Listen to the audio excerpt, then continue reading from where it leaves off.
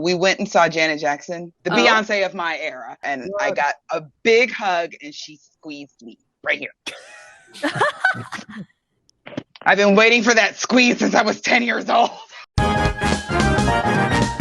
Nintopic Podcast, all things Nintendo. We're talking games like Super Mario. Yeah! Nintopic Podcast, all things Nintendo. Welcome to the Nintopic Podcast. That's it. Yeah! Hey guys, welcome to the Nintopic Podcast. We are here. One more episode. This is episode 5 of season 2. Wow. It looks like we're pretty much in there, right? We're like, you know, when you go in the pool and there's like the water's getting deeper and deeper and deeper and deeper. I mean, we're still like at our ankles, but still, I can feel like it getting deeper sometimes, right? Right. I'm short. Definitely like up to here. I'm real short. But it's crazy. Everybody's great. Everybody's looking great today. Amazing to have you all. I'm going to start with Landon. Because, hey, what's up, man? Nintendo Land in the house. Yes, how's it going? Doing good. Let me know how you're doing and tell people who you are. I mean, they already know you, but. Oh, yeah? Okay. There's some people out there, but my name's Landon. I run Nintendo Land on YouTube. You've probably seen something Mario related from my channel. Yep. I am a Mario fanatic, so if there's Odyssey 2 information out there, it's probably from me because I won't let it rest. Yeah. But, As you shouldn't. Yeah, we need it. We need it. But yeah, just Nintendo. I just post Nintendo really anything, but mostly Mario. Nice. How long have you been doing this for? Oh, it's been almost 5 years now. Wow. Nice. That's awesome. Whew. That's fantastic. So that is Landon from Nintendo Land joining us here at the Nintopic Podcast. Moving over to Vandy. What's up, Vandy? 3? Is it you got this and you go 3, 2, 3? 3, 2. No. Wait. You're doing great. 3, 2, 3. I'm tired. Both Linz and I have a little trip coming up, and so it's a lot of bulking in order to still have content when I leave. And so, yeah. You know, it's a little stressful, a lot of recording, a lot of yelling, a lot of entertaining and streaming and stuff. So taking care of the voice and stuff. But yeah, other than being tired, I'm doing good, man. Doing good. I'm excited for a little vacation, but I'm also enjoying my work. So yeah, of course, man. Love Happy it. to have you here. And Joycey. What is up, Joycey? Hey guys, I'm Joycey. Here's my water. I don't have coffee this week. Nothing's going on. Just living life, playing Tears of the Kingdom that we've lovingly named Totka. I'm 230 hours in now, I think. Yeah. 230? So 230 hours. Wow. Say it again. 230? 230. Wow. Yes. Crazy. I love that number. Do you sleep? Yes, I do. I just wanted to be sure. I have play sessions. So I try to get in a good about 4 to 5 hours every session if I can. And I only have time to play like on weekends or my day off. So yeah. I've played for 50. And I thought I've been obsessed with that game. Yeah. 30. It's crazy because the thing about it is because I finished all the memories. I just don't know how it finally ends. Mm-hmm. So I'm starting to watch other people, you know, all my faves and their playthroughs and their commentary on it. And I was like, wait, that's a thing. Wait, I didn't find that shrine. Wait, where's I gotta go hunt and do all this other stuff all over again. Yeah. The game is huge. The game is huge. It's huge. Very Massive. huge. Yeah. And I've barely touched the depths. Like my surface map is all open, and the depths I have like 10 things open, and there's like a billion things down there. Man, the depth is a whole entire Hyrule. That's how big it is. It's huge. It's the dark world, which is kind of where it gives so many a link to the past vibes. It still hasn't taken over my fave, but we'll see. We'll see. Boo. I love a link to the past. I just think that the Legend of Zelda developers are big fans of what's the show on Netflix? I forgot the show name. They have the Upside Down World. Stranger Things. Stranger Things. Oh, okay. It's like, what the heck? It's like the same exact world. They have structure and everything, but everything is all. It's Stranger Things, right? That's actually a really good comparison. Yeah. But A we Link to the willingly Past go did there it first. See, Zelda They kinda inspired don't. Stranger Things, and then Stranger Things maybe was part of inspiration for Zelda again. Maybe. Zelda started it. Zelda started it totally. Yeah, they did. They did. Yeah. All right, Paul. So how you doing, Paul? How you doing, man? I've been good.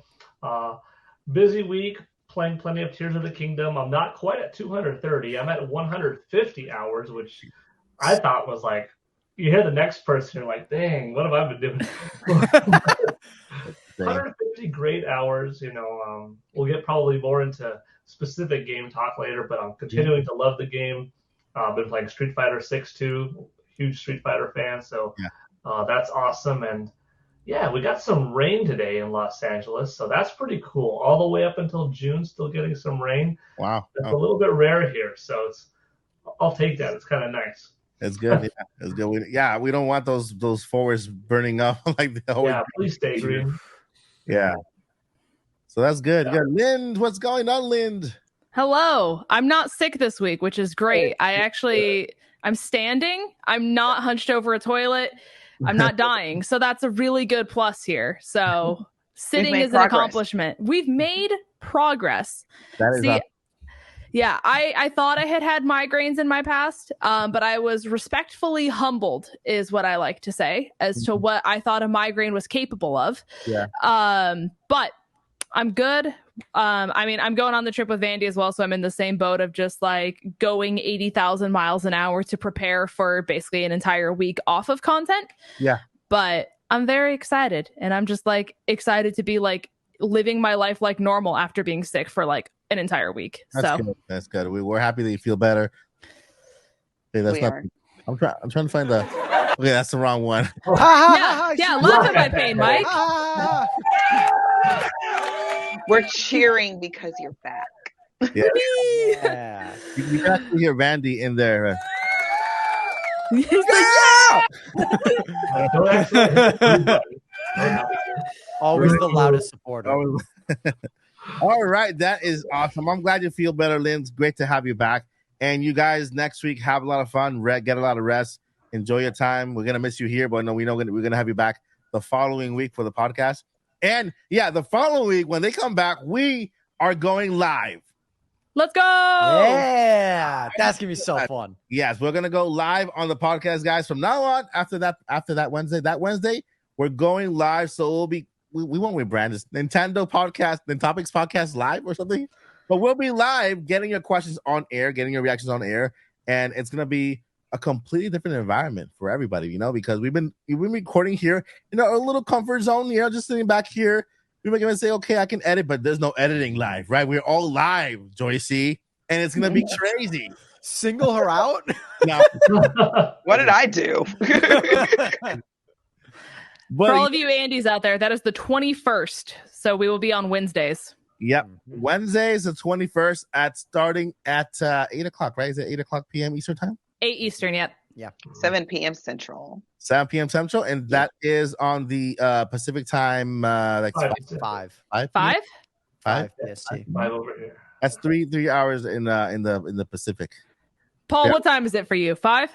5:21 right now. Yeah. Let's go. It will be 5 on that day. Specific time, because it's specifically at Pacific time. And where are you, Landon? Are you in the east or west or middle? I'm in the east.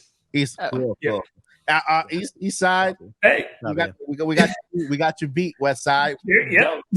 Oh, did you just start a war? Is that what we we're about already to do? did the East Coast versus West Coast. Come up with something new. The entire chat right now was like, West Coast, best coast. How dare you? Live.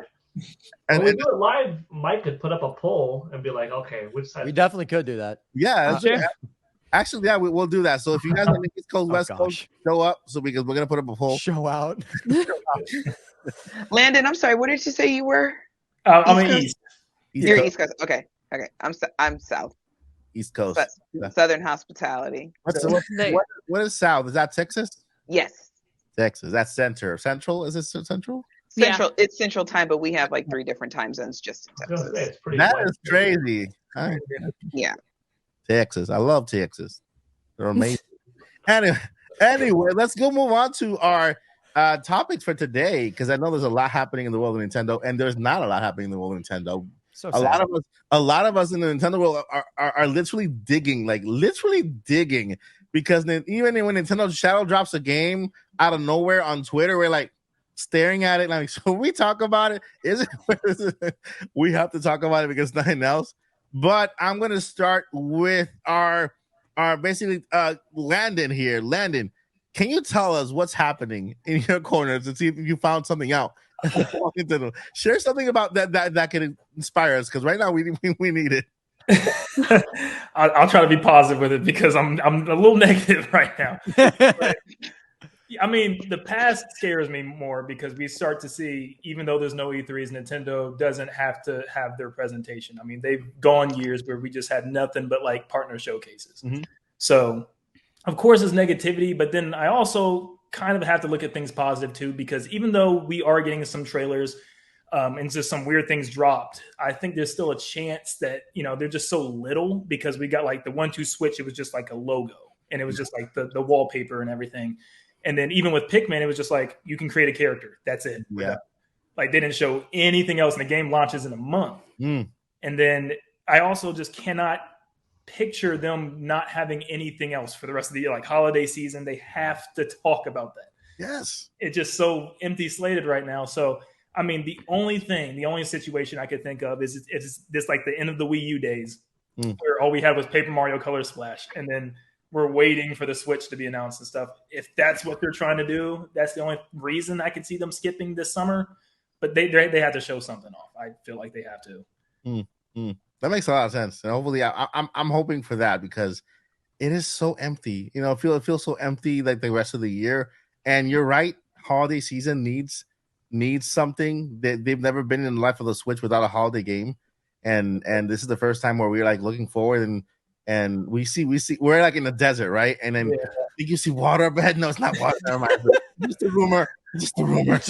Water's a rumor. Water's the rumor. Hey, as somebody who has their water, can I piggyback off of that? Yeah, go ahead. I piggyback off a lot of stuff because I never know what to talk about. So when it comes to, and Paul and Mike, you can kind of correct me if I'm wrong, but what I think is a little bit different about this Nintendo, because you're right, Wii U, a lot of the Wii U's cycle, Wii U had amazing games. Amazing games, but that's what Nintendo's known for. They're good with amazing games. They just haven't always made the best business decisions from my point of view. And we're dealing with a guy now, though, Mr. Furukawa, who likes money, who likes business. He likes logistics and charts and graphs and things like that. You need a guy like that on your team, because a guy like that is always going to keep you like, okay, what's next? What's next? Sir, we just dropped Zelda. Yeah, great. What's next? Not everybody's a Zelda fan. If they were, we would have sold, for every Switch we sold, we would have sold Tears of the Kingdom. What's going on? What's next? So I have faith, a little bit of faith. Some faith. It's there. We're gonna pray after this. I have some faith that Nintendo is sitting back saying, you have no idea what's coming. We're just letting y'all think. We just letting y'all think it's the desert. We just want y'all to think that. So, but they do need to show off. I think they can get away with ports, third party, smaller games, indie games. I think they could totally get away with that for summer, because Tears of the Kingdom is kind of carrying everything, and thankfully Pikmin 4 is coming out, which looks absolutely gorgeous and so cute. But for holiday, they got to hit us hard no later than their usual September. I know there's rumors of a July direct. It's very possible, but like I said, ports, partner showcases, indies, smaller games, things like that. Perfect. But are you saying you don't want to buy Mario Kart 8 as the bundle edition for the 5th year in a row? Is that what you're trying to say to me right now? Right? Oh my gosh, I would, but I already have Mario Kart 9. Did you buy it the 4th year and the 3rd year? In the 2nd year? Is that why? And I just bought another Switch. I haven't even opened my Zelda Switch. Yeah, me neither. I know that Mario Kart is a little bit of a joke, but for all the people that are really disliking of that Mario Kart bundle, it's not for you because you probably already have the Nintendo Switch. Yeah, it's a good bundle for what it is. But how come I see a lot of Nintendo Switch existing owners say, "Oh, so boring, another Mario Kart bundle. I already have that." Guess what? You already have that exactly. So why do you care if it's boring or not? It's successful. It's to bring more people in. So let it be that same thing. You're probably not going to buy another. Oh, I would buy a Nintendo Switch bundle with blank. No, you probably wouldn't because you already have a system. Yeah. You would buy the alternate color or the skin, and those do come out with Animal Crossing, with Tears of the Kingdom, with a couple different Pokemon versions. So I had to say that because I know you're jokingly on it, but some people are really, oh, it's so boring. Why do they keep doing that? It's not for you. It's for the people that don't have it, because for them, it's a really attractive package. For $300, you're getting the console and a $60 game, usually with a few months of extra NSO membership. So access to a lot more DLC, and that's your $300 entry point into the Nintendo Switch family.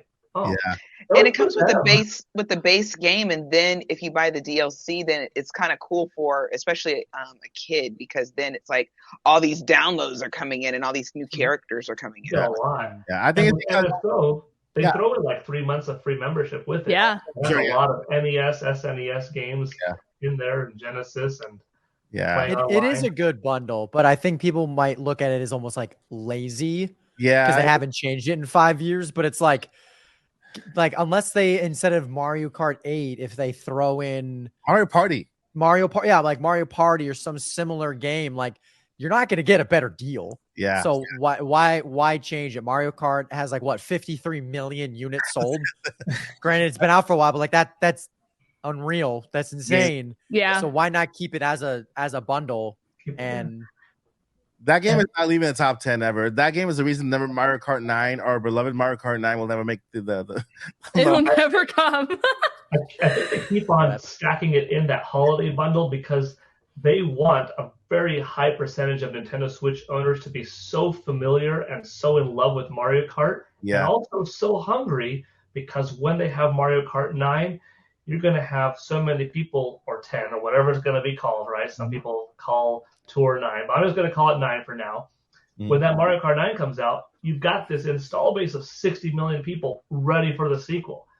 So instead of diverting up all these bundles, stick the most amount of people with this one bundle, so it's in the biggest percentage, so that a sequel drop, a drop of from 60 million is not going to be bad. Like if it drops half, that's still 30, which destroys every other game almost. I mean, it makes sense because Mario Kart is a make everybody happy game because it has every character in first party Nintendo character. So if you love Zelda, you have your Zelda characters. Animal Crossing, they're all there racing together.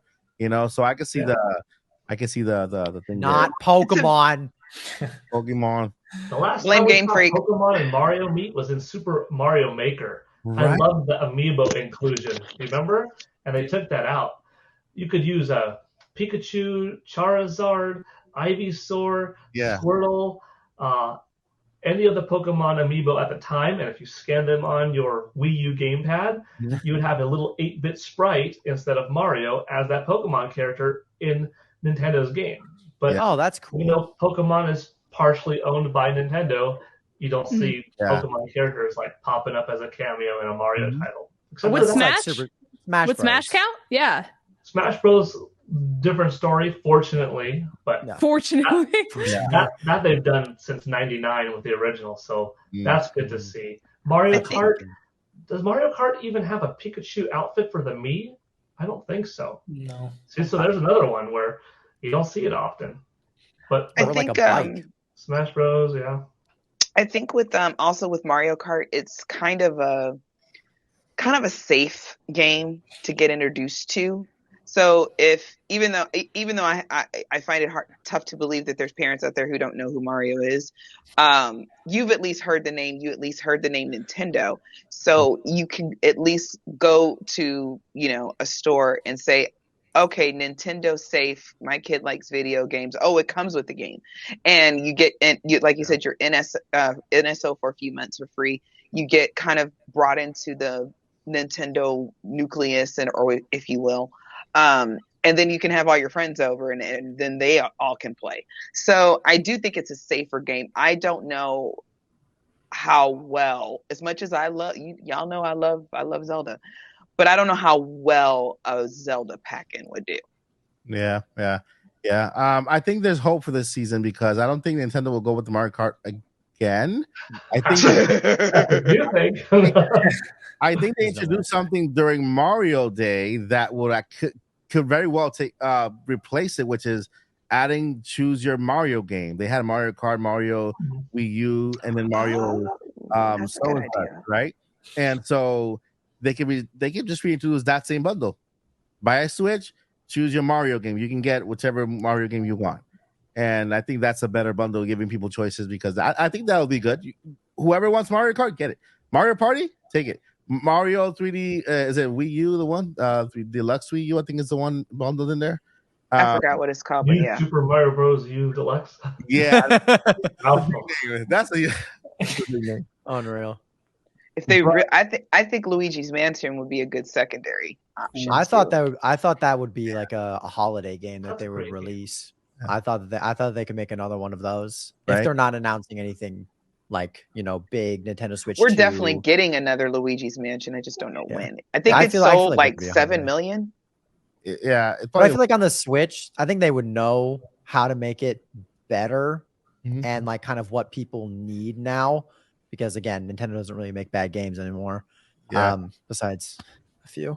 Yeah, but yeah, to everybody's Switch. I just, it's fine. Pokemon fans will survive. But yeah, I think that was my prediction when we did that. I think 1 or 2 weeks ago was that Luigi's Mansion would be the holiday game, because I don't think they're going to announce Switch 2 until next year. Have they ever announced? Well, we only have 3 Luigi's Mansions, and the last one came out in 2019. October 31st on Halloween. That's cool. I was like, that's when I started YouTube 4 years ago, right? That's when I started, and that was one of my first stories I would cover. I'm like, what a horrible marketing you guys are having! Like, why would you release a Halloween game technically on October 31st when the very next day, Christmas, all the festivities start? Release it on October 1st so that when you play the game, you're like in October and feeling all the stuff, and then have like a DLC drop on October 31st. That's pretty cool. Like do something crazy. That was my argument back in the day. I was still new and look little baby. It's a good argument. It is a very good argument. That's a good point. Yeah, you don't drop a Christmas game on Christmas because someone's gonna be sad Christmas is over. I'm 24. Yeah, exactly. All right, so Linz, what's in your corner? Honestly, Pokemon fans, we ain't got much, to be honest with you. Home is finally out, but I don't know if you guys talked about that last week or not, but yeah, I mean, we're kind of dry. There's tournaments that are happening this weekend as per usual, so that'll be like big hoorah, because I think this is the last big tournament before Worlds, if not a few more. Nice. But yeah, this is kind of make or break time for who's going to Worlds and who's not. So that's about all we got. Where's Pokemon Worlds being held this year? In Japan. Man. Do they get a trip to Japan if they win and everything? Is it all paid, or is it just like? I mean, I would be very surprised if Pokemon doesn't pay for them to go, if they've done all the fees to be in the tournaments and everything else. Because I looked just to see how much it would cost to go to Japan, and you're talking like 3,000 plus just to get into the country. It's bonkers. So yeah, I'm very mad that I didn't go when it was in London last year. I will never not kick my butt for that, because going to the UK is one of my like dream vacations. Yeah. And it would have been so cool. It would have been like the perfect opportunity, because it's Pokemon, it's in London, it's like there was a lot of the community there. Yeah, it would have been so cool, and I didn't go, and I'm kicking myself. It's fine. The next London one, the next London one. There'll be more. I hope so. I want to go over straight to Paul, because I know Paul is with us for about a couple more minutes. He has another podcast to do. Paul's very busy man. He's wanted everywhere. So right now you're watching this Nintopic podcast on a Friday today, right? You can watch Paul where he's leaving now on the Nintendo Prime podcast, which is live on Wednesday. So at the time of the recording this video, you can go watch him pre-recorded to see what he said. Come back over here and then you can time travel. I don't know how that's going to be interesting to watch. Hello, future me. Past me. I don't even know who I'm talking to right now. So what do you got, Paul? Oh, I'm going that well. So as of this recording, Summer Game Fest will be tomorrow. Yes. So you will all watching. It was yesterday for you, and let me just tell you, I had a great time at Summer Game Fest. So I'm looking forward to the event tomorrow. It's close to home, so I cannot not go to it. Yeah. Mortal Kombat 1, that's the most anticipated thing that I have for it at this point. I thought that Mortal Kombat 11 was handled really well on Nintendo Switch. I actually bought 2 copies of it, one for Xbox One and one for Nintendo Switch. The NS version held up fine, no complaints. It was a really good studio. They're building up MK1 from scratch, so I might end up buying that game, twice again since I love fighting games. But that's pretty cool, and yeah, not too much news to talk about, but we'll probably get into, everybody 1-2 Switch and Pikmin 4 and our speculation on things like that. But I don't think it's doom and gloom. I'll say this, try to make it quick. Growing up in my era, late 80s, early 90s, as a kid, video games, the news that we got came out once a month. Once a month, you got an Electronic Gaming Monthly, Game Pro, Nintendo Power magazine. And that was it. So these days, I think I'm so fortunate still having my old brain in there that, like, dude, I'm getting news every day. There's podcasts, content creators pumping out information all of the time. People to interact with. Nintendo, Capcom, any kind of company that you like is always on Twitter or social media giving you stuff. So there's no shortage of new things. Video game releases are happening all the time. There are no droughts. Indies are making up for it. That would ever be a drought. So, and you got bigger, higher quality games. Tears of the Kingdom, whether you like it more or Majora's Mask more, you cannot say that Tears of the Kingdom gives you less bang for your buck. Per those $70 versus those $60 23 years ago, it's giving you so much more time to play with. So I don't think we're as hungry. Maybe if you're a little bit older, Jen, I'm 39, I'm not as hungry for I need a new thing. It's like, I knew what it was like then, waiting months sometimes for the next new thing. So, or 1 month for news. So nowadays, I could go all summer long without a direct, and I've got Tears of the Kingdom and Street Fighter 6. It's going to last for me. But I think if you're a little bit younger, Jen, you're growing up with this quick everything every day. Every quarter having something big. So if you don't get it, it's like, oh, where's my fix? And that's it. But I do think 10 out of 11 years Nintendo has had a direct in June. All 11 out of 11, there's been one in summer. I think we're going to get something in the next 6 weeks. Big or small, don't know. But my thought is some presentation is coming in the next 6 weeks. Okay. And that's, I could wait. Let me just play another 200 hours of Tears of the Kingdom. Gotta catch up to me, Paul. Gotta catch up. No, I gotta catch up. I need to put in 100 tonight. I don't know how I'm going to do that. 24 hours in a day. How am I going to do 100 tonight? 100. Have you finished the story? All of the geoglyphs, yes. The 4 main dungeons, yes. Something else, yes. But haven't beaten, Ganondorf yet. I'm taking my time.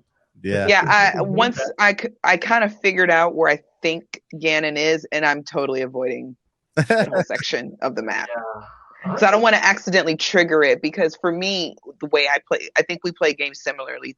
I want to start from the beginning. I want to play and everything, and I want the ending to be literally the last thing I do. Okay, so this is not a spoiler. This is a warning. Okay, just for people out there who want to avoid, also try to trigger the Ganon thing, and then there is no escape once you're in it. Okay. Yeah, there is no escape once you're in it. I tried to leave once you start the fight. You cannot leave until you beat him. There's no I'm gonna warp back to the camp and just regroup and train some more and get some more weapons. No. That's it. You're there, and that's the only thing that I'm like, what? Why did they do this? I mean, I could actually put a thing on the ground and create a point there, and I can't use it anymore. I try to do that, it didn't work anymore. But yeah, once you trigger the last battle, nope, there's no way out. That's what I figured. I think Breath of the Wild was like that. No, Breath of the Wild, you could You go could? out. Yeah. Oh, okay. But like I said, because I don't, a game this beefy, I don't plan on coming back to. That's why I'm doing it all now. Yeah.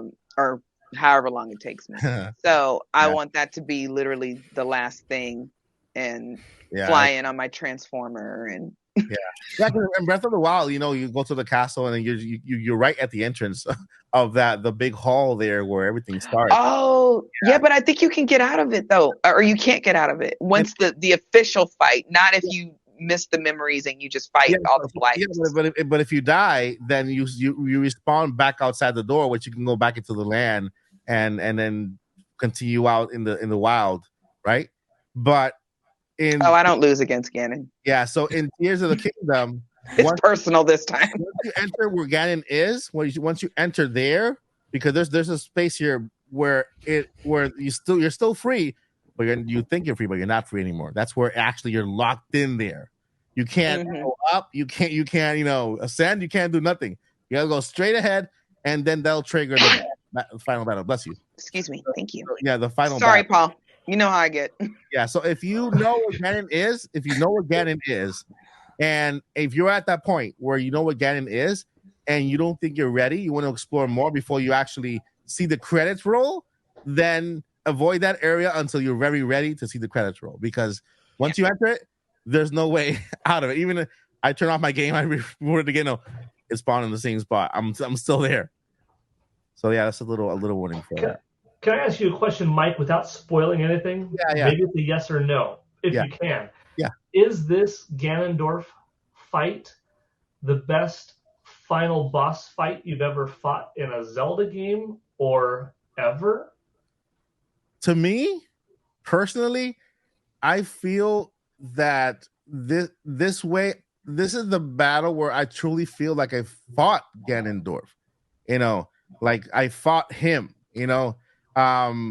in Tears of the Kingdom, you fight Calamity Ganon, right? You fight then you Breath fight of the Wild. Then Breath of the Wild. You fight Calamity Ganon, and you fight that big giant bull, But you don't even fight him; he just turns around for you. You missed the spot. Come get me. Yeah, so this is the game where you actually feel like you truly fight Ganon. That's all I can say without spoiling anything. That's what I wanted to hear. Landon, you beat it too, or no? Yes, I would say it rivals one other Zelda game. Okay. In terms of the game or that fight? In terms of the fight. Okay, cool. Can we ask which because all the old Zeldas, it's too late for spoilers. Yeah, I'd say to me, Twilight Princess is my favorite ending. I agree. There's just so much. It's just like you think you're done. No, here's this. You think you're done. Nope, you're going on a horse. You think you're done. Nope, now you're fighting them. It's just like it kept. There was so much. It was like 5 in a row, 4 bosses in a row. So I still think that one slightly higher, but it's up there. It's definitely one of my favorites for sure. Especially like I just feel like there's a moment too that just it feels better. Like it just ends in such a beautiful way with that boss fight. So. Mike hasn't finished Twilight Princess yet, but Mike, when you do, and I'll coach you through it if you need it. But through the game, you're not going to need help with the fight. Yeah. But it's fun. A Link to the Past is still just my favorite because it hits all the things for me still. But Twilight Princess and Wind Waker, A Link to the Past, those iterations.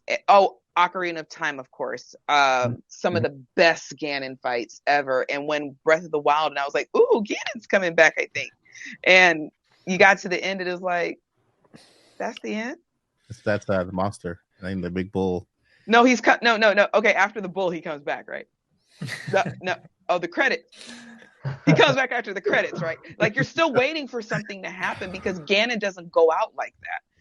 You got to take him down, like, for real. No, yeah, you'll be happy. Yeah, I've compared to Breath of the Wild, you'll be happy with this one. Okay. Oh yeah, that's good to know. Yeah. So has everybody shared what's happening in their corners? Vandy hasn't.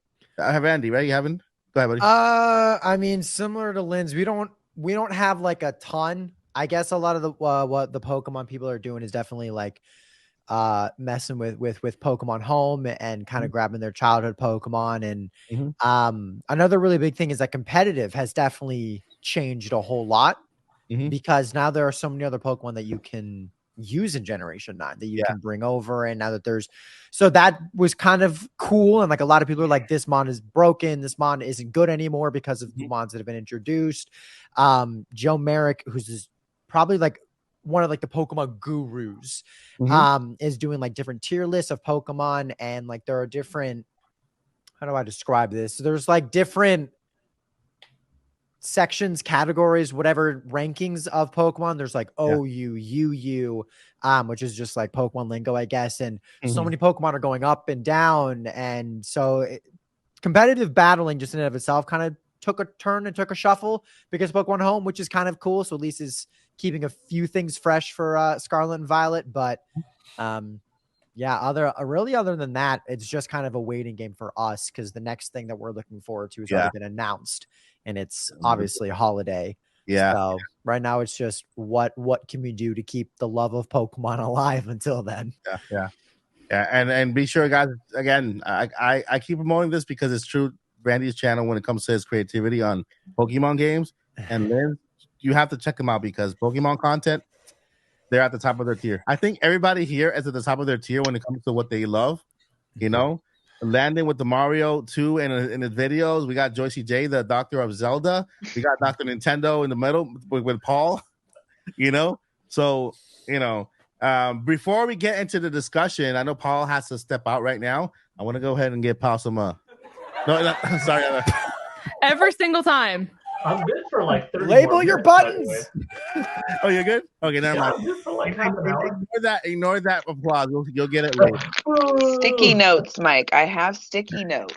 Well, you can label your buttons on the Stream Deck. There's you can put text on a button that could say like cheer, intro to podcast. So this is the thing. I have a layout, right? And it's 10 buttons, but they are layered in channels. So when I push a button at the bottom, they change what they are.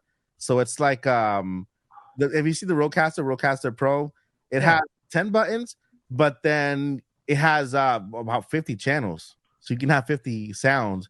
So when you push the button at the bottom, you push the button. I'm always pushing the right one. But what I did was I colored them correctly. So now all the purple ones are like I did it this time. Okay. All right. That's still good.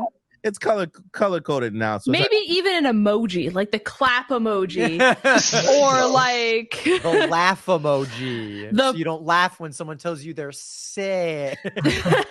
You know what needs to happen is that Rodecaster needs to come up with a digital LED little screen that changes whenever I push the button, so that it's always showing what is I have to push on it. You know what I mean?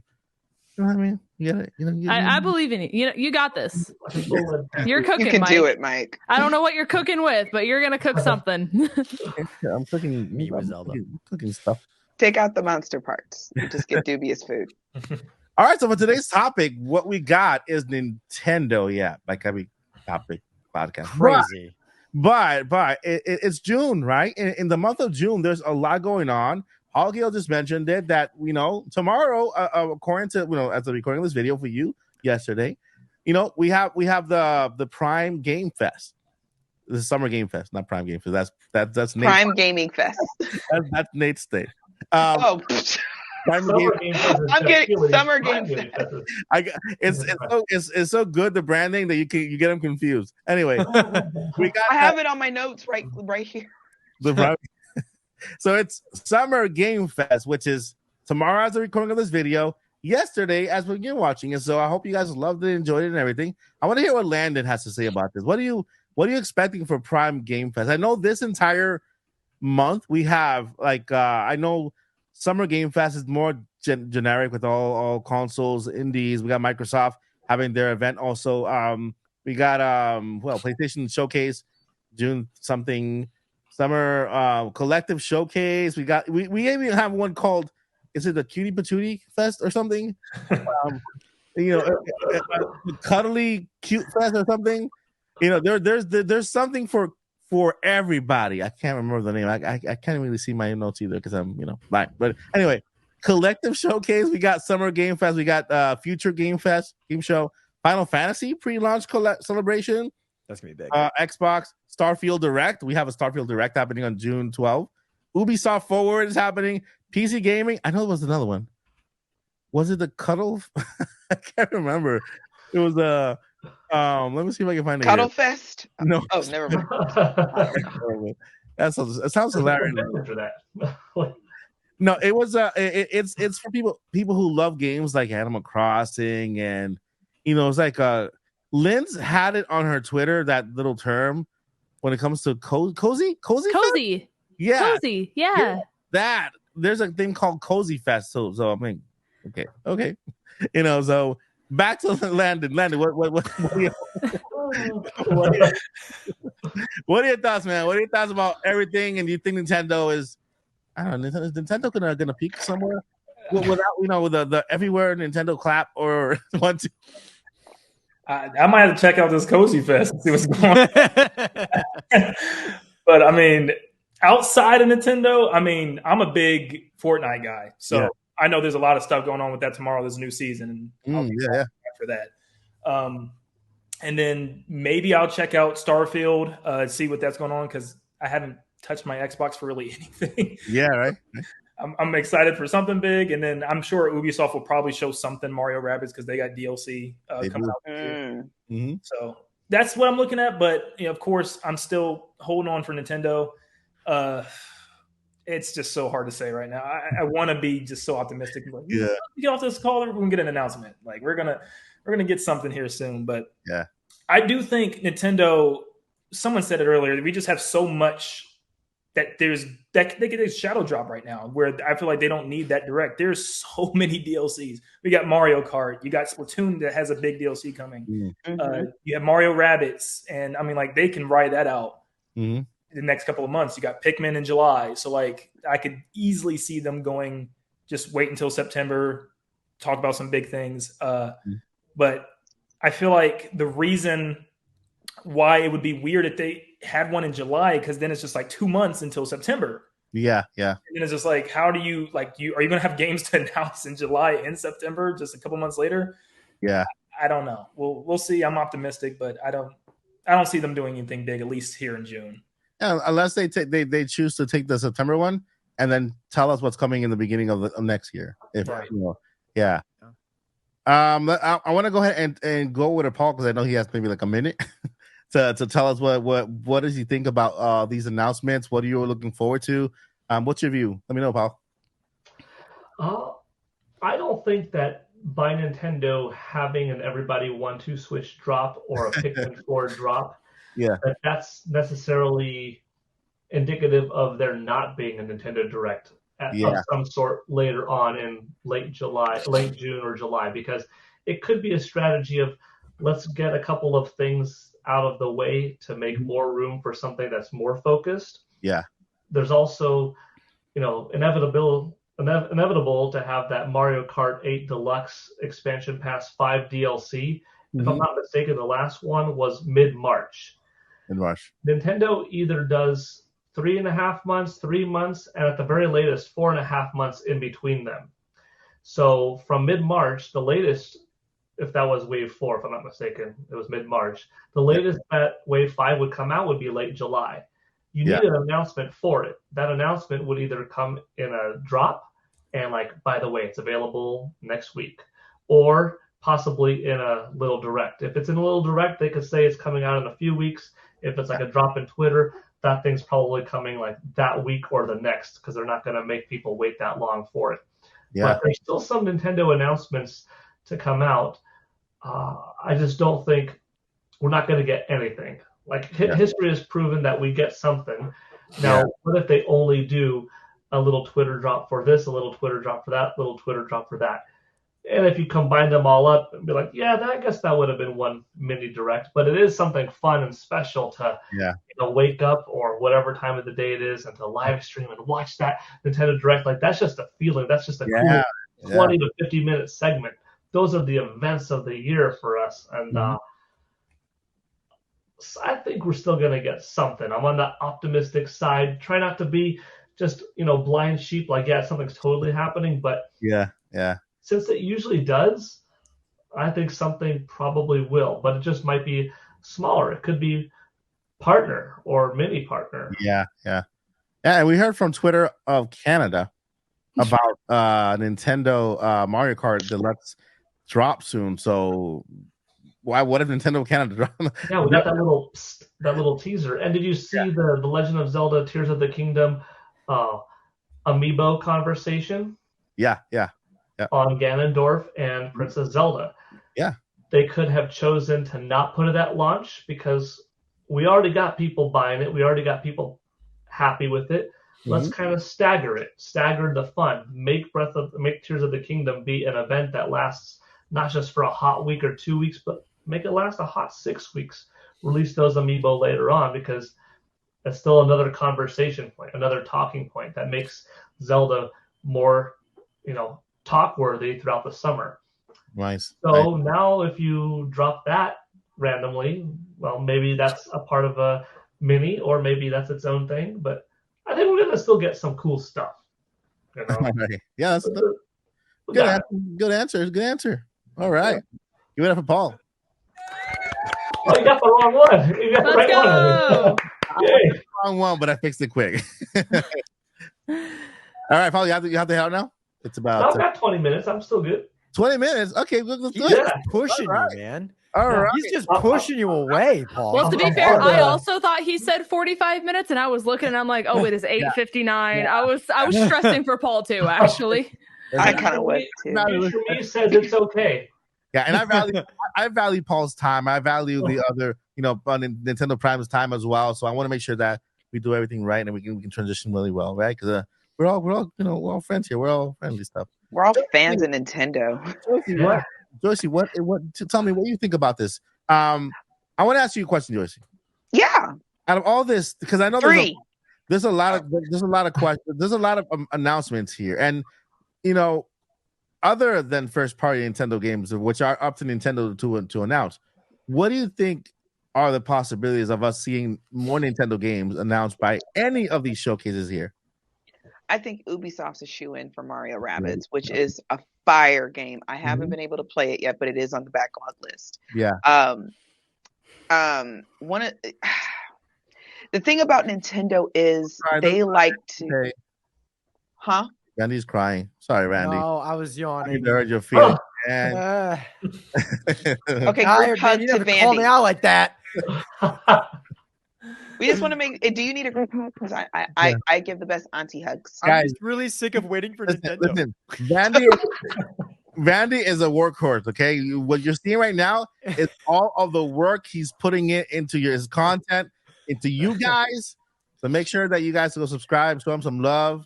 Throw him a kiss in a super chat or super thanks or whatever. So go ahead. You're special. But yeah, I think Ubisoft's a shoe-in. I think we'll get Nintendo announcements in the form of third party. So things that, that are, of course, by certain developers and that are coming to all the systems, or may just be coming to just PlayStation and Nintendo Switch, because I know those are usually the big two to watch out for. Yeah. No shade to Xbox. A little off Nintendo, a little bit, because even though Nintendo's my favorite, that's where I live. I live in Hyrule, right next door to the Mushroom Kingdom. That's where I live. That's really where my apartment is. You guys just don't know it. I think all games matter. I think all games are important. All games deserve to have their moment in the sun, if you will. And I really want Xbox to have a hit, because even as a Nintendo fan, I kind of get I get frustrated for Xbox fans, and I get frustrated for Uncle Phil. That's what I call. Yeah, that's what I call Phil, because he's so kumbaya, we're all gamers, let's bring everybody together kind of thing. And I believe, and I know with all the things that's happening with Call of Duty and Activision, I understand all that. But I think that was his move to try to save his platform and potentially save his job. I totally get that, because I think he believes in what they're doing. The problem, I think, is from what I hear from people from a lot of these really, really, really big games like Redfall, those types of games, they're not polishing them. They're not letting them cook, and that's the issue. Tears of the Kingdom is well done. Is it perfect? Absolutely not. But it's not a glitchy, buggy mess like you would expect it to be. So I think we'll get. I think with Starfield, I think it could be.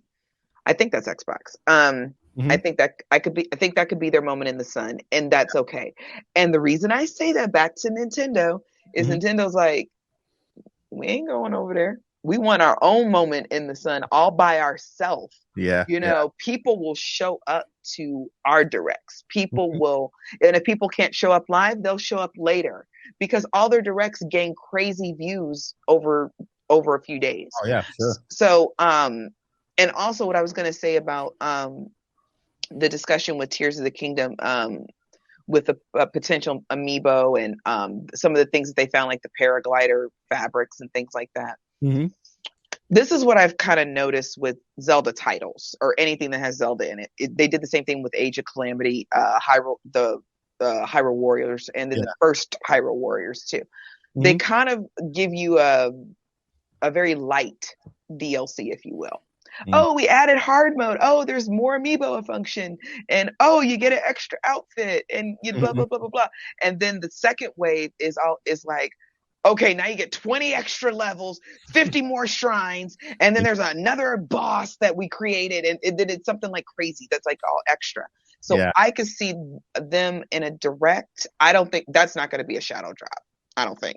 The light DLC might, but that heavy hitter that always is second, that's going to be in a direct somewhere. So there's still a possibility of a summer show, if you will. Yeah, I hope that master the sword master sword mode, that thing when you go in and you test your skills. I hope that trial of the sword. Yeah, I hope in Breath of the Wild they make one where you have to defeat one boss after another, like all the way to Ganon at the end. Boss rush. Yeah, all the way to Ganon at the end. Why do you hate us, Mike? Because this is the best. to me, again, I've only played Zelda 1, Link to the Past, and what's the other one? The Link's Awakening, right? The remake. And then this one, right? When it comes to bosses, I love this game. When it comes to bosses, so I want to go ahead. I want to make sure that I want to go again after them. Either that, or when you beat the game, have us go back to a game that's beaten Ganon, and where we can still go to each boss and still go against him again if you want to, like in a memory or something. I don't know, do something. It'd be really cool. Nintendo Land, I will go all night about Zelda, so please feel free to jump in. What it would be a really good idea is if you have you finish the whole game, you do all the things and all the stuff, and you have a post Hyrule, and you can kind of see how people are dealing with things. Exactly. But the monsters are now struggling because they can't live off of Ganon's evil and gloom anymore, right? Or the moon. So now the boss has got all new moves. Yeah. That would be, I don't know what kind of nightmare that is to develop a program. Y'all know I don't do nothing with tech. Y'all know I was running around here trying to find a charger before we started, and I got to go run and get my other headset because this was dying. But roaming Hyrule. Say it again.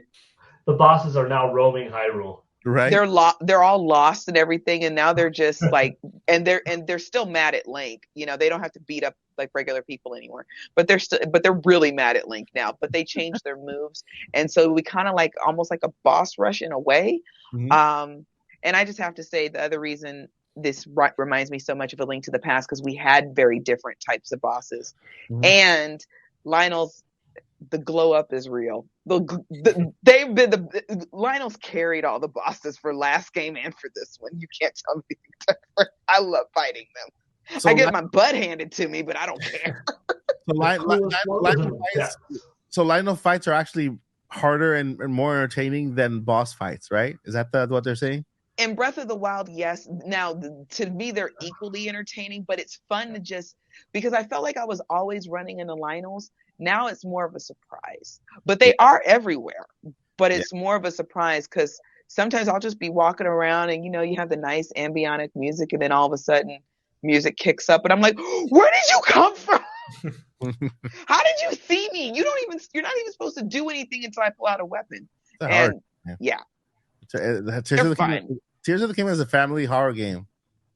Yeah. Some parts when that hands come up and that light changes and it creeps on you. Nah. Yeah, but once you fight them, it's worth it, especially if you're a fan of the series. It's like, oh, this is what happens. Okay. Have you fought one in the depths? Yeah. No, because I was actually trying to get somewhere. I was on I forgot what I was doing, but I was doing some kind of quest or something. And when I'm in the middle of like, no, I have to get this done, it's kind of like, okay, don't bother me. Okay, yeah, you're gloom hands. Okay, we'll play later. Bye. And so I just flew away. I was like, I'll deal with you later. All right. So but I have fought them everywhere in the one of the labyrinths. That was freaky. Randy, what are your thoughts about this summer and all the events that are ongoing? Do you think that Nintendo will have some sort of presence? I mean, I definitely think Mario Rabbids. I think it's cool that they're putting a lot of love into Mario Rabbids because it's first off, talk about a combination I never would have ever thought would be real. Right, is Mario and Rabbids, but they're doing it and they make it work, and it's very unique. It's kind of like Mario meets kind of like Fire Emblem. It's kind of like your game piece type of strategy game. I personally have never played the second one, Sparks of Hope. But I think that just like the gameplay and stuff is unique. And I think that's where like I give Nintendo and Ubisoft credit is that it's freaking different. There's nothing that like grinds my gears more than when people buy arguably the same game year after year after year when there's no change. It's like, to me, like a map change, new maps is not enough for me to justify $60 a year of the same game. No offense to any Call. I used to love Call of Duty. It's the same thing over and over and over again. 2K, Madden, it's the same thing over and over and over again. If there was one game called NBA 2K and a DLC drops that's just like roster changes, injury updates, like that to me is such like I get it's about money, but like that's just such a better design for a game rather than the next year it's the same game. It might look a little bit different. They might add like a story mode, which granted that's cool. That's a different and unique thing, but then it's the same thing over and over again. Mario Kart, it's generally been the same thing pretty much over and over and over again until they added the paraglider shenanigans, which I thought was awesome. But like this DLC that's coming out, if it's just map change, like new map, I don't care. Like that to me isn't enough for me to believe that it's like a new game where it's worth getting because the mechanics are the exact same. So for all of these ones that are coming out, whether it's like the Xbox showcase or Ubisoft or whatever it could be, I hope that it's just different and it's unique, whether it's even partnered with Nintendo or not, like something different. That's why I always say the most revolutionary game to ever live is Fortnite. Simply because it's just different. It's just unique and it's never ending. They didn't release Fortnite 2 the year after, and then Fortnite 3, and then Fortnite 4, Fortnite X, Fortnite 2.0, Fortnite, but we're back in time. Like I don't fluff it. Like it's one. It's one. And like that's what people need to understand that Nintendo is so good at is that we have Mario, but 64 and Sunshine are the biggest difference in the world. Sunshine to Galaxy, biggest difference in the world. Galaxy to Galaxy 2, not that much different, but like they added enough. And then Galaxy to Odyssey, massively different. Pokemon, you could argue it's technically the same rhythm over and over and over again, besides probably Generation 7 with like the totems. But like 90 new Pokemon, 100 new actual like characters, new legendaries, new story. That's different enough. It's not like it's the same game with the same Pokemon, with the same characters, but there's like 10 new towns. Like it's so much more than that. So I really just hope that whatever we're seeing with all of these different shows, directs, whatever you want to call them, it's unique. It's unique and it's different and it's cool and it's game changing. Yeah. Not Call of Duty 52, Rise of the Modern Warfare. Like it's not going to be any different. It's not like, and it's Rise of the Black Ops. Rise of the Black Ops 2. Like, but we're back in time. Yeah, but we're back in time, going to the future, which is just the present because it's the same fluffing game. Like I don't understand why people continue to buy the same game. It genuinely it baffles my mind. So now, when they get tired of them, and then they just go back to one. Battlefield 1, and then wait a minute, Mortal Kombat 1. I'm like, please be different enough. If you're telling me you went through 11 Mortal Kombats and you just hit like recycle, and it's just gonna be like you got to have characters. The story, which I loved the story of Mortal Kombat. I believe it was 9. That was really cool. Like I genuinely loved it. Mm-hmm. But it's got to be different enough. It has to be different. You can keep the same title. That's whatever. It has to be different enough. Mm-hmm. And that's what I give Nintendo a whole lot of credit for. And that's what I harp on with Xbox and PlayStation. I'm also an Xbox guy, so I can say that. Like, it has to be different enough to justify buying it. Mm-hmm. And I feel like a lot of really big names are not doing that right now. Yeah. But the graphics. The graphics. It looks so real. It looks it's like a mini PC. I mean, the graphs. There was a game that released or is out or just is like, I guess, gaining traction where I generally don't really remember the content. I believe it was a shooting game. It almost looked like VR because it's kind of like, it's like your first person. Mm-hmm. And the only clip that I remember is like, he kind of goes upstairs into this like abandoned warehouse. It genuinely looked like someone took that video with their phone with how real it looked. People were debating whether it was just someone trolling that just took a video with their camera and then called it like new game releasing soon because it looked that real. I'm not saying that's good or bad, but like that's the only time where like graphics should be able to turn you to buy a game or not is if it's like you're buying it because it literally looks like real life. Yeah, that's really cool. But like, look, Tears of the Kingdom, people harped on the graphics somehow, but that doesn't look real. No one thinks that that's a real place. No one, but it still looks good. It's not supposed to look real. It's an art style. It's an art.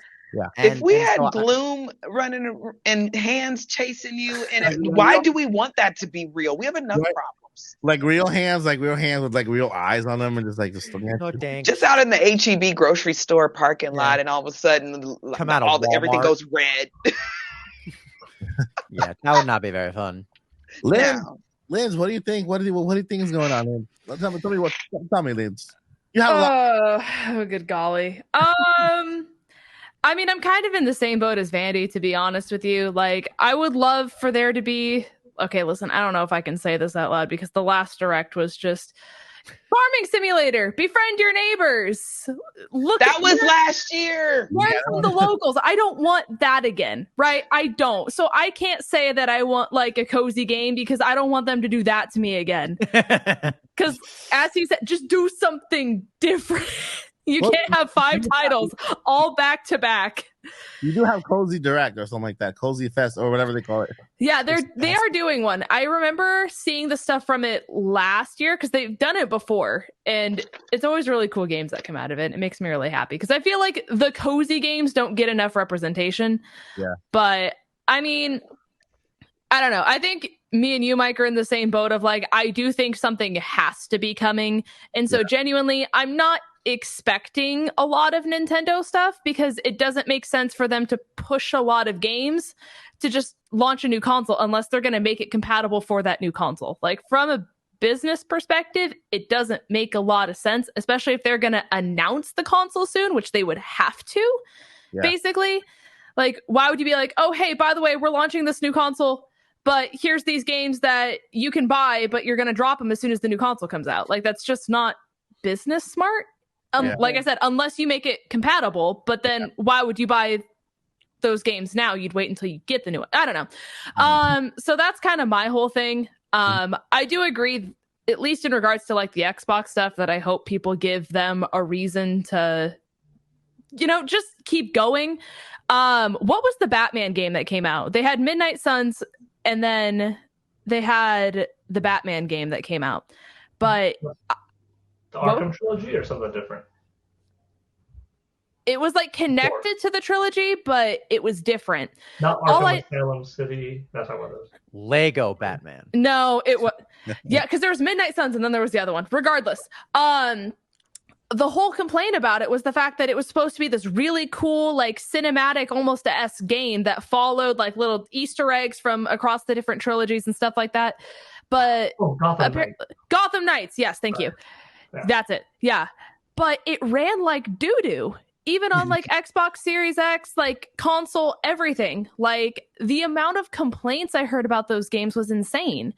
And so I hope for their sake. I mean, if you look at the Xbox catalog, there's not enough exclusive titles to make it worth getting an Xbox, genuinely. Like you have Slime Rancher, you can get there.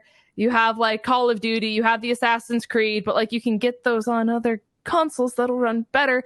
So for their sake, I hope that they get what they deserve, genuinely. But I mean, we've been eating really good as Nintendo fans. So very good. And I mean, Tears of the Kingdom was phenomenal. And I personally, especially after Scarlet and Violet and the atrocity that was that, at least with the way it ran, as a preface, with the way that it ran upon launch, I would much rather wait and get a lot of games that are built and developed and polished and like insane, so Nintendo can have a crazy holiday season or whenever that period starts, than to have them push out games just for the sake of pushing out games. And then have people do the thing that they did with Scarlet and Violet, where Nintendo becomes the laughing stock because they're putting out games and are seen as greedy for pushing out games before they're ready, knowing they're going to get money because it's Nintendo. So I think if we want to keep having people purchase these Nintendo games and really like have a namesake of, if they're choosing between the three consoles, to be like, get Nintendo, I think the only way they're going to do that is by releasing banger games like a Scarlet and Violet had more time, Breath of the Wild, Tears of the Kingdom. I mean, there's just so many good games, honestly. But I'm personally fine waiting. And I mean, aside from like our job of having to talk about new stuff, I'm going to be fine waiting if that means that's what I'm going to get. So that's just me. But listen, if they announce a cozy game that is not just a farming simulator that includes befriending your locals, I'm going to be okay with that. I agree. Agreed. 100% agreed. Yeah, I mean, that's where we are right now with, with everything that's happening. Right now, we're just waiting. I know there will be a lot of Nintendo third-party games announced because right now there's so many other different showcases and partner fests and whatever directs that are happening that have nothing to do with Microsoft or any particular company. For example, PC Gaming something show. Ubisoft, of course, has Nintendo. We have Starfield Direct. I'm looking forward to that game. I'm really pushing for Starfield because that game, it looks like it could be a game changer when it comes to the. Right now we have open world, right? That's an open galaxy game. That's an open space game, which looks pretty cool. Collective showcase on June 8th, Summer Game Fest, which is what, tomorrow? Right, tomorrow? Yeah, that's tomorrow. Yeah, there's a lot of things happening tomorrow. And hopefully we get something from Nintendo. Some sort of live, not Nintendo. I mean Nintendo third-party games that are good for Nintendo. I love supporting third-party games. I'm looking for that wow factor for that third-party games. If you're gonna, go ahead, Paul. I didn't mean to catch up. I have to leave soon, but my closing thing to contribute where I think we might see Nintendo, a little bit wishful thinking, is Capcom. Yes. Capcom has their showcase. Mhm. Now, Capcom, as far as a developer, one of my favorites. Yeah. In terms of how they deliver their online presentations, sometimes it's a little bit lackluster. Sometimes like, oh, that was enough that I wanted to see. Mhm. But I would love to see that rumored Resident Evil game that was built from the ground up for Nintendo Switch, that show up in a couple of weeks, or a new Mega Man game. Like, give me a new Mega Man X title, or 3D, or anything Mega Man related. I think would be cool if that was new. Or Phoenix Wright. Which one? Phoenix Wright. Phoenix Wright. I mean, they're bringing Professor Layton back. So I said Phoenix. That's also from that era. So Professor Layton and Phoenix Wright. I mean, just from the era, kind of comparable. So if we got one, we should get the other. Yeah. I wore my Metroid shirt to try to will Samus Aran into existence again. Well, she already is, but like, she's coming. More Samus. Like, give me Metroid Prime 4. Mm-hmm. Show it off. Come on. But yeah. I'm gonna roll. It's gonna come, and I think it's gonna be something. It's got to be something that's gonna blow everybody's mind. That's awesome. It'll be the Breath of the Wild moment for Metroid. That's what I'm hoping. Oh gosh. Yeah. Every franchise deserves something that game changing to the franchise. Exactly. Yeah. But pumping it to the max. Yeah. Yeah. But that's awesome. All right, Paul. Thank you so much for spending time with us. Pleasure talking. So much fun. I don't want to go. But I thought good see you were talking. Good talking. Bye, everybody. Night, Paul. See you. Good night. See you next Bye, week. Paul. Nice meeting you, Landon. Nice seeing you all again. All right, Paul. See you next week. Bye. See you next week. Can I add a little tidbit real quick? Of course. Go ahead. Take it away. So I will say the one thing that gives me a lot of hope for at least like the third party games that are like being compatible on Nintendo is like this entire last week, my entire community was banging down my door, like doing everything. They're like, you have to play Cassette Beast. You have to. And I was like, I don't even know what this is. And they're like, it's a third party thing. It's on Nintendo. You can get it through Steam and I think something else. But they were like, this would be Pokemon if they cared about their game. This is like anything and everything that like we want as things that you can do. So like after you beat it, then you get the randomizer, then you get the Nuzlocke, and you get 3 separate save files. So you don't have to compromise your main to play it randomized, essentially. There's the shinies, there's the side quests, there's everything. And I tried it and I was like, this game is actually like really, really good just within an hour of playing it. And so I think if that's kind of what people are going after, I know Temtem tried being their own thing. I know everything else is kind of, people have tried, but it's hard to get up there to the same level of like Pokemon and all these other games. But I think playing some of the more recent games and seeing how much they've developed and have kind of proven that like putting your heart and blood, sweat, and tears into a game really does get people talking. And, I think these games are really getting their time to shine. And I'm kind of excited for these directs because if we're getting more of those games that are like, hey, we're here to prove ourselves, it's going to be really cool to see what kind of becomes a household name alongside Mario and Pokemon and stuff like that, even if it's a third party game, Yeah. And that's exactly what I'm looking for as well. I'm looking for that third party game that wants to step out of the rest, and when it comes to storyline, creativity, it doesn't have to be the next Mario game. Bring us new mechanics, bring us a new world, something that is super creative that we have not seen yet. You know what I mean? Not a Pokemon ripoff or a Mario ripoff, or we want to see something completely brand new, a new IP that is here to stay. I gotta give props to that cat game. Stray.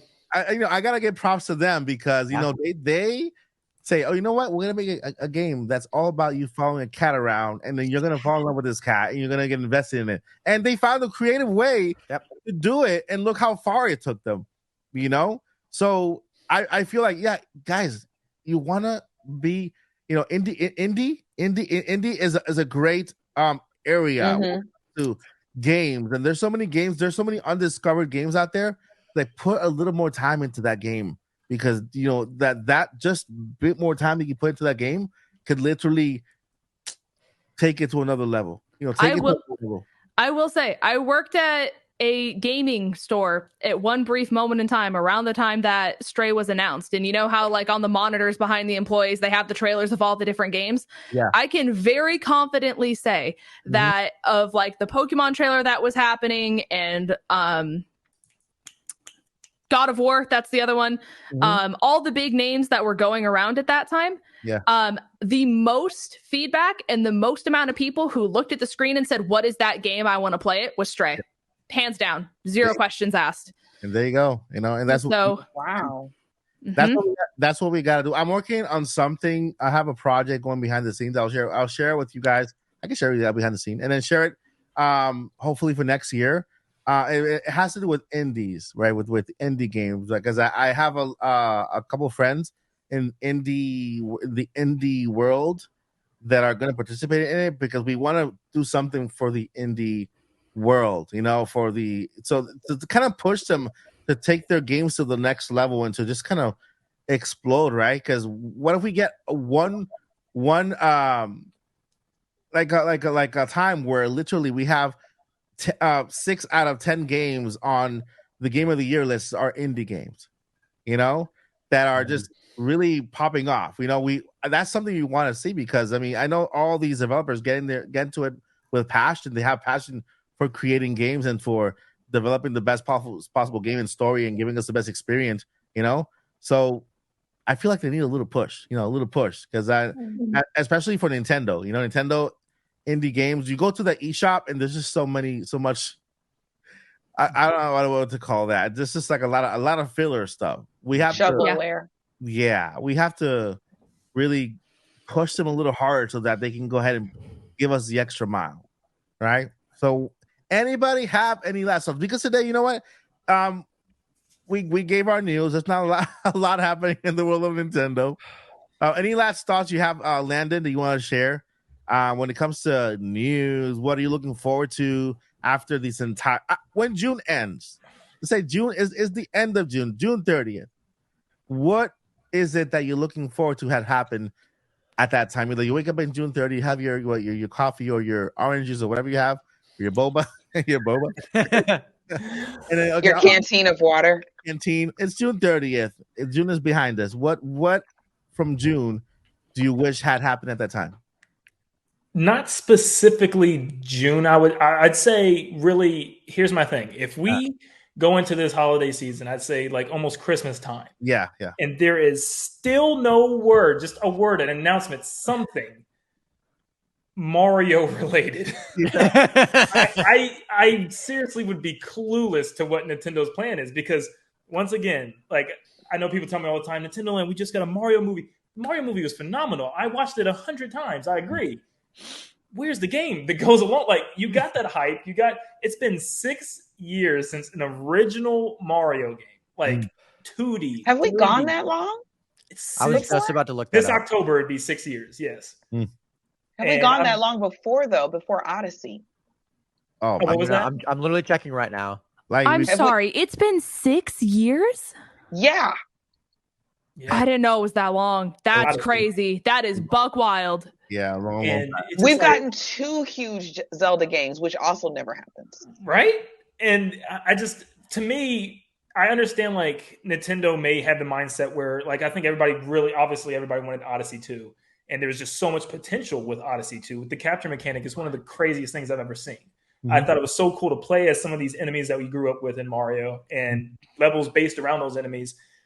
And I get it if they're like, to me, I feel like they're working on something like massive again for Mario. I feel like Bowser's Fury was a kind of a test, how to open like an open world Mario, almost going to any island that Mario wants without a loading screen. Yeah.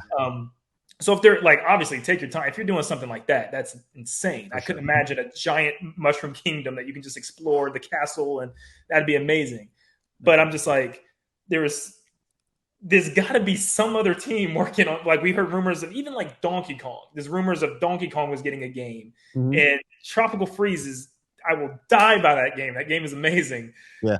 Nothing else since then. I'm just like, there's got to be something Mario related. Like I do also, Vandy said it with Luigi's Mansion. Yeah. It's just, I think right now, I checked the other day, it's at like 12 million copies sold.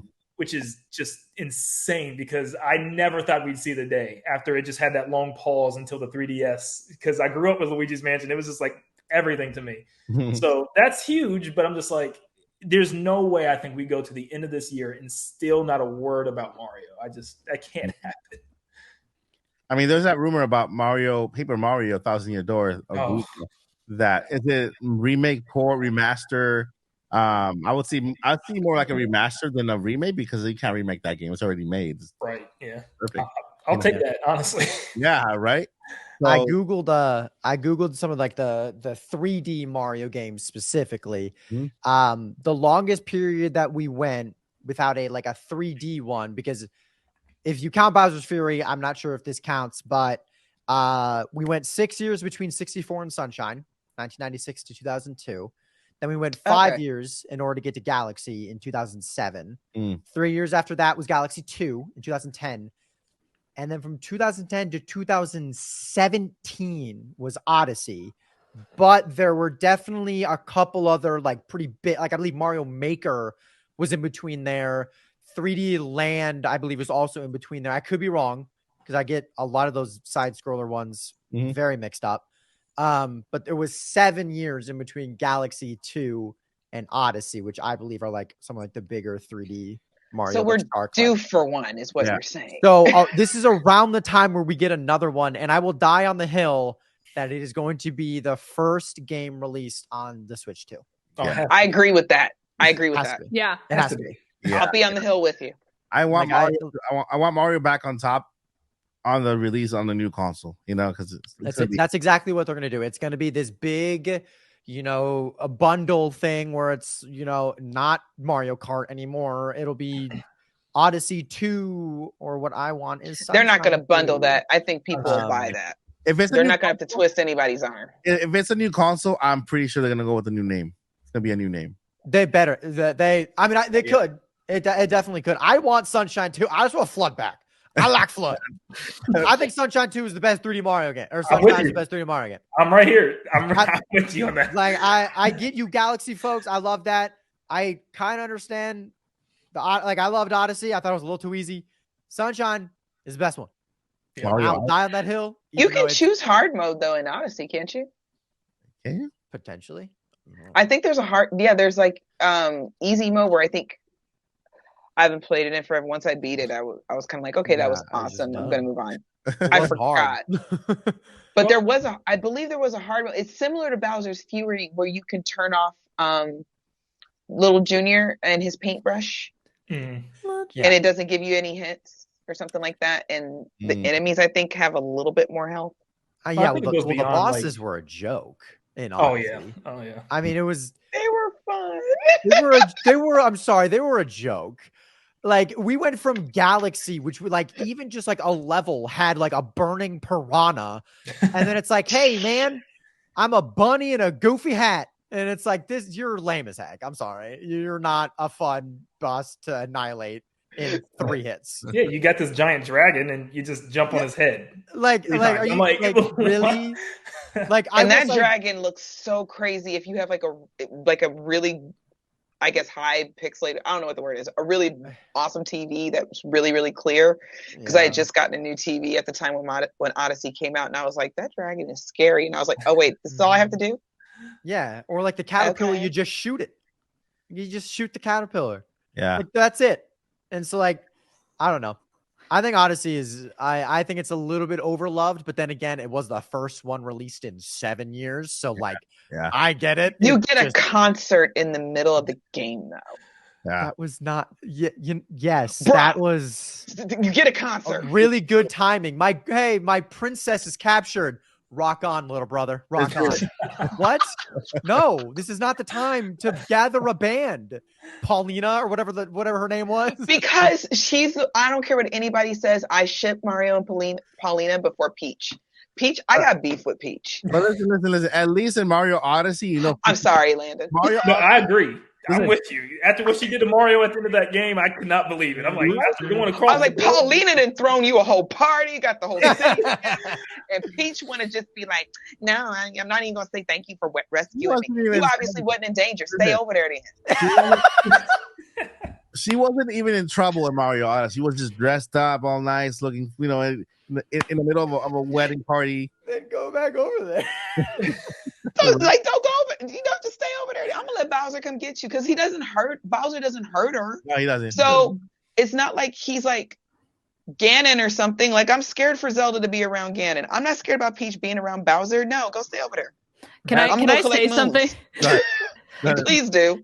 Stop me. Someone told me this, and like I've kept this from Vandy for a really long time. I've never told Vandy this because I know he likes Mario, but I can't unhear it. Is that Mario games where Bowser steals Peach is just Nintendo's version of Beauty and the Beast? Hey, I mean, it makes a little sense. Yo. The Beast never hurt the whatever her name is. Belle, yeah. And then someone comes to the castle and he takes down all the people. Hold on, but let me see. When was Beauty and the Beast released? So maybe that was 90 something, right? 90 something? probably. no. I think the story's older than that though. Really? newer wasn't one a new was concept. within like a decade, which was like a live action one. I didn't really know Beauty and the Beast before Disney, so I don't know if there was like a story.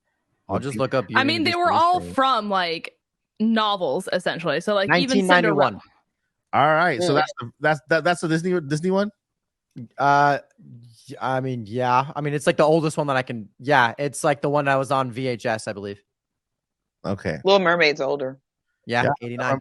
And so is Snow White, I think, too. So is Mario. Snow White's third in 1937. Mario's 1985, so 1995. We talking about 37 though. That's before any of us were born, Mike. Yeah. Any of us, even me. Yeah.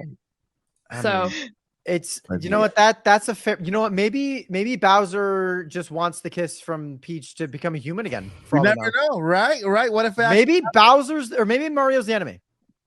Right. Maybe Mario's the enemy. well, all I'm saying is Peach has the whole thing with like roses and everything like that, and coincidence that Beauty and the Beast is all about the eternal rose. And Peach has a thing for roses. She has flowers. I feel like her castle is always like surrounded by roses every time I see it. I don't know. Kind of. Is Daisy. Is the power of flower a rose? I don't know. Is it? I don't know. I don't doesn't look follow like it. Mario enough to really be like in this game at this specific frame, but this is all from that person. That's all I got. I'm quoting them. This is not my own opinion. Isn't Daisy Luigi's girlfriend? Yeah. Is it? Something like that. Daisy and Luigi, Mario and Peach, Bowser and no one. I want a game where Peach and Mario break up and Paulina takes over. I don't think you'll ever get that. I know I won't. Bowser should just marry this majestic forgot what was her name again? Rosalina, yeah, Yeah, that was it. Let Birdo take over. Let's get a real plot twist. Don't say There you go. don't say that to Kenny James because he says no. Bowser is not real. It's a made up thing. I actually like Bowser. I think he's a fun villain. Yeah, he is. It definitely is weird to hear him talk. I'll never forget when I heard him talk in Sunshine at like the very end. Yeah. It definitely was like it kind of like humanized him a little bit instead of just him growling at me. But it definitely humanizes him a little bit. And then in Odyssey, he has like a whole script and he talks a ton. So it's definitely like it's definitely a lot weird. He's definitely less of a monster the more the years go on. Yeah. He's now just like a very That's my Mario lad. theory. They're frenemies. That's actually my headcanon. They're frenemies. I mean, they don't really dislike each other per se. They did team up in a Paper Mario game, I believe. Yeah, and in that Mario game, the Mario plus Luigi, whatever Mario Luigi game that's on NSO, that's on cards. Bowser's right there, just like hanging out, waiting. Yeah. Maybe they are just frenemies. I don't. They both love Peach. They're fighting over Peach, and And she's not worth it. Bowser it would be the aggressive way. Yeah, I mean, it would be cool if like there was a new enemy that they all had to destroy. Yeah. Nothing. Like there was not a better. Okay, I'm not gonna say there's not a better story. One of like the coolest things Nintendo's ever done was the Subspace Emissary in Brawl, where like even like Ganondorf and Master Hand got wrecked by this thing that they created, Taboo. And he was like, this is all powerful freakazoid thing that like everyone then came together to try and like destroy. And so like now that Bowser's kind of just becoming less and less of a threat, to be honest, like he just really likes this girl and can't take a hint. I think like having like a whole new big thing to kind of focus on would be very unique, even if it was a side game. Even if it was just like a one to push over there, I think that'd be kind of cool. I think it'd be very cool. I agree, and not make it a damsel in distress kind of game, but make it more like a world survival game. Like if you don't, she ain't in distress. He's gonna blow the world up. You know, she's like partying, but you know, if you don't beat this game, beat this guy, the world's gonna blow up. He's here to destroy everything, not just pick. Yeah, so you can play as like Mario, Luigi, Peach, Rosalina, Toad, Bowser. Excuse me. Other Mario characters that are Yoshi. DK. DK. Man, DK with power-ups. DK with power-ups, just like in the movie. Just like in the movie. You can play as play against DK and Punch Out for Wii. I'm sorry, I know that's random as all get out. That's cool though. I just thought no one would win. He's a secret character after you like beat all the titles. I don't remember. It's been so. Now I want to go plug in my Wii. Right. But I'm playing Tears of the Kingdom, one thing at a time. But yeah, because I've been thinking like a lot lately, and it came up in another chat a few days ago. I was like, I want another Punch Out. I like Punch Out. The only Punch Out I played was the one on NES, and I think I played once at Super Nintendo and the one in Wii. But my favorite one is on NES, the really old one where you have to enter the code. To get to the save level, to save your fight, you enter the code, but they only give you the code if you pass the first 3 fights, and then they start giving you codes to go straight to that. Yeah, I just like the Wii one because all the fighters had like the best personalities, and they came from interesting places, and it was just fun. I just felt it was more comical. I guess. Gloves? Do we have gloves in Nintendo? Did the Wii receive gloves? Because I want some gloves, like power gloves, actual gloves you put on. And just... I thought Wii Sports had that as a. I have to ask my dad because he did a lot of the Wii Sports boxing. Yeah, that would be awesome. That would be awesome. Go ahead, look at it again. Final thoughts, real quick. Yeah, so that's how I was going right now. I'm like, anyway. These are our final thoughts. Well, they were. Well, that shows how empty we are when it comes to Nintendo. It really is tough, man. It's tough out here. Like we can predict all day long, but being at the battle of the barrel, I'm like, come on, Nintendo. You know, my thoughts.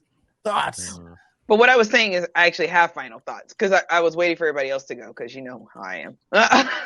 It's now about to be another hour long for the podcast. Seriously. I was going to say what? Yeah, you want to go ahead now? Go ahead, say it now. Yeah, I was going to say one of the things that I know that I think it was Vandy or it was Lando, one of you guys said that there's always this, it feels like Call of Duty is always the same. And I remember Lynn said a few weeks ago, it seems like Nintendo kind of, does the same kind of games all the time. The best thing about, I think, having a COD, even though I agree they do need to change up maps, change up objectives, change up all that kind of stuff. I agree with that. That's what I think keeps the Marios, the Zeldas, even Punch Out. It's what keeps it fresh because people love to see their fave do, all the time. We love seeing, I always think about, what was it? E3 2006. I think I've brought this up like 20 times already, before, when all people saw was just a screen, just Link riding on Epona over a bridge. And the whole play, this is when everybody could get together at E3 and the whole, arena or stadium, wherever they were, the whole room erupts like with just pure joy just because they see him. I think that there is a lot of value in having your returning games, having your returning characters, but they do need more than just better paint. You know, you do have to have better objectives. You do have to have something totally different. So let's say Call of Duty does go out in space and back in time or something. Let's say they do that. Well, then what would the objective be? What would that kind of game look like? How do we make it still at the heart? It's still Call of Duty, but how do we make that new and feel new, but still everybody's excited all at the same time? Because because Zelda feels new, Mario feels new every single time, but it's the same people. It's the same celebrities. And, you know, they change, but they don't really change. Link is still the hero. Zelda's still the princess. Ganon's still the villain. But all the objectives have changed. We're not even, spoiler alert, blur this out or something, Mike. But the final fight ain't even in Hyrule Castle this time. That's a huge change. Yeah. So that's not really a secret, Vandy. You're gonna figure that out probably in another 5 hours. You're gonna figure that out. If you think that, I'm not gonna tell you anything else. You're gonna find that out. Okay, yeah. So anyway, I think I have a counter to that when it comes to at least a counter to that. Not with the final battle thingy, but with why like the games that are basically the same game every year are what they are, is because in compared to what Nintendo does with Zelda, Mario, and everything in Nintendo is fantasy, right? And what Battlefield is a simulator.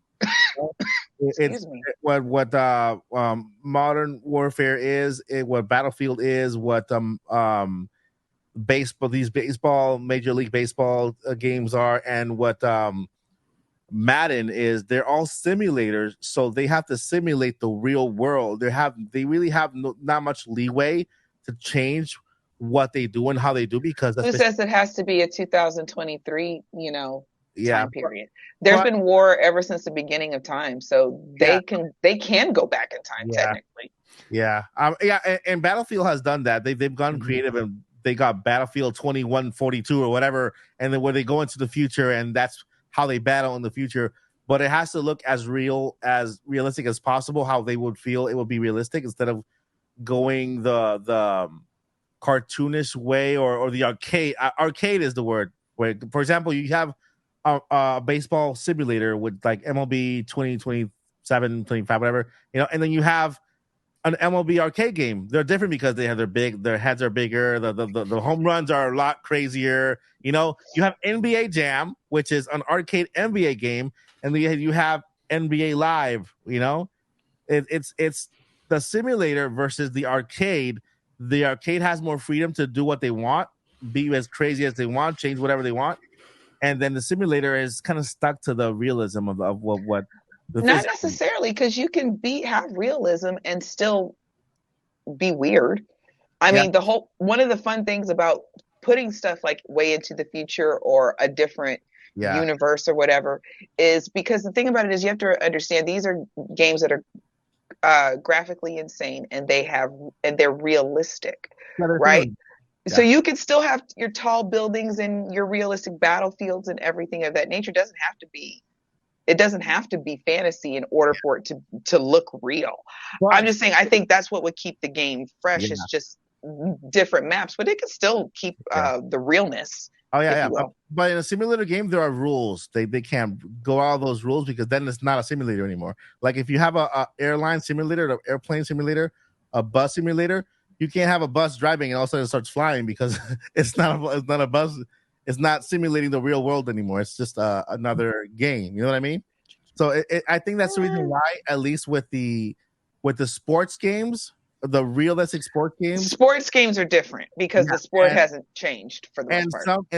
And when it comes to some battle games, when they're simulating a certain war or simulating a certain time, like kind of merging history with, for example, like a Battlefield game starts in 1942. This thing happened, and if it's true, that it happened, this thing happened, and so let's go out. This is where we are now, and the game begins, and you're right in the middle of the war, and so they're simulating what happened there, and what they have to do is follow that storyline, and I think who can really understand this is people who have actually been in the military. You know what I mean? If you've been in the military, you know about guns, you know about weapons and artillery, then you play one of these games and you go like this. What the heck is this? This is not real. This is not even what you know what I mean? So that's kind of like the game that it is. But so what would be a better way to freshen that up? Create a first-person shooter arcade game. Like they have what's this game? So we would have to go to arcade. So Call of Duty kind of is stuck the way it is. In simulation world, yeah, it's like it has to be realistic. The weapons have to be real. They bring real weapons into the game unless it takes place in the future where they release certain versions of this weapon but more advanced in the future. I would say a game that comes to mind is what's this game that's also a first-person shooter game? It's a free game. Valorant. Fortnite will be a good Overwatch. Apex Legends.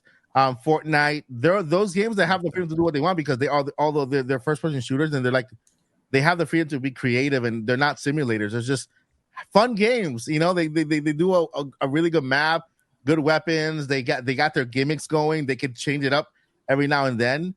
But they can't bring Spider-Man into Battlefield and give him a gun and start swinging around because it's not. Can they bring in Indiana Jones? Well, just saying, he did look for real stuff. But true. I mean, that's the for the first three. Well, though, is that Fortnite can do all that, and you see how popular it got in a short amount of time. Exactly. So you see that, like the simulation game that you're saying, I feel like it already hit its ceiling, and it can stay at its ceiling. It did. But that's it. I don't see Call of Duty ever getting as popular as like when it was first coming out, or like the first multiplayer section of it in like Call of Duty 4.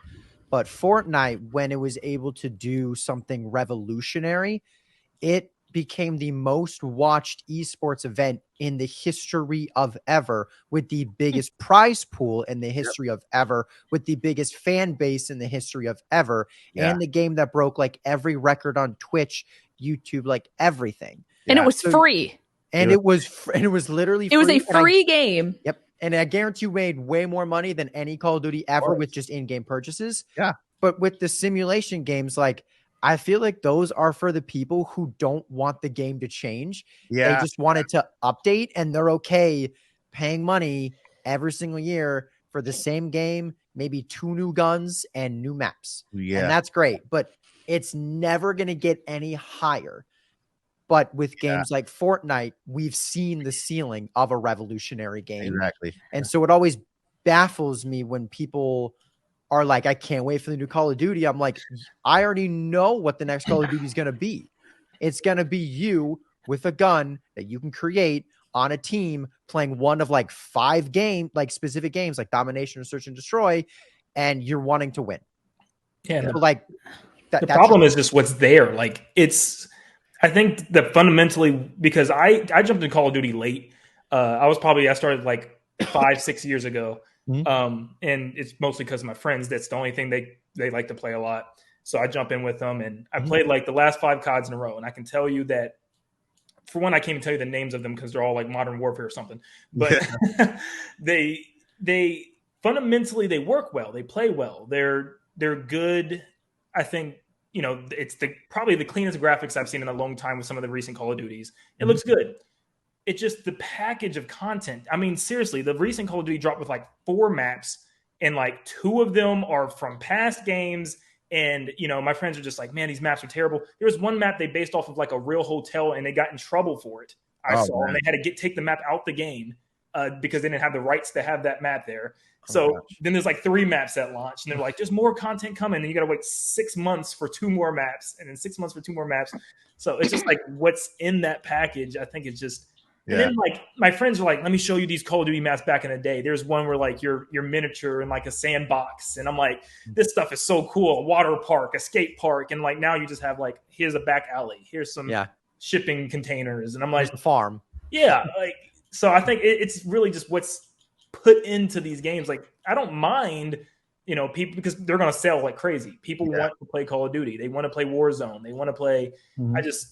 They got to have content. If I'm paying $70, I need more than 4 maps, and 2 of them are from old games. So I'm curious your guys' opinion because of said job that I had, right? The feedback that I got was they wish that there was more to the story mode, because no matter what, if you're playing online and against your friends, it's going to be a simulation, because whether you're playing Overwatch, Valorant, whatever, like that's just what you're going to get. Just wash, rinse, and repeat skins and backgrounds, right? But to get like a story mode, like the campaign that you do along the side, if that were to be developed more and every single Call of Duty and everything felt like it was its own world, and you were going through that entire war, whether it's Cold War or whatever, from beginning to end with characters and a storyline and character development and arcs, and it takes longer to get through the campaign, and that's how you unlock your guns that you then use in those battles, that is what would make Call of Duty and everything else go more. I don't play these games. I am the last person who should ever touch a first-person shooter, because when it comes to fight, fright, or freeze, I freeze, and that's what gets me killed. So, thoughts? I think you're right. She gets what I'm saying. And to add to that, you know, the maps, they don't have to be real locations. You for example, shouldn't be. Hyrule, Yeah, it shouldn't be. It shouldn't be. Yeah, Hyrule is not a real location. You know what I mean? So yes, it is. Sorry, dude.